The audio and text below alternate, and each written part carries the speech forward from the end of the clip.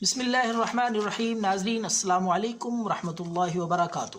ناظرین، اکثر لوگوں کو یہ مسئلہ ہوتا ہے کہ سر کے بال جھڑتے ہیں، وقت سے پہلے جوانی میں ہی گنج پن کا شکار ہو جاتے ہیں۔ دماغی کام، پڑھائی کا ہو یا ٹینشن ہو، محنت مشقت کی وجہ سے بھی وقت سے پہلے بالوں کا گر جانا گنج پن کا بہت قیمتی نسخہ آزمودہ ہے اور بے ضرر ہے۔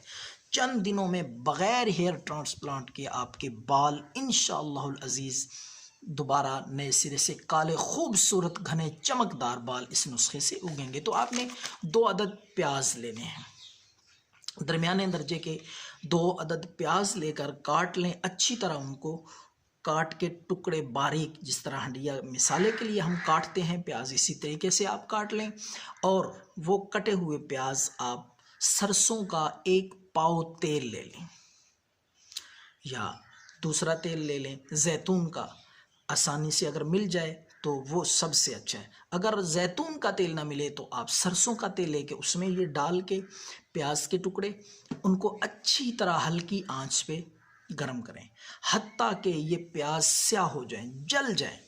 اس کے بعد آپ اتار لیں اور کپڑے میں چھان لیں تاکہ وہ کچرا وغیرہ، وہ پیاز کے ٹکڑے جلے ہوئے وہ نکل جائیں۔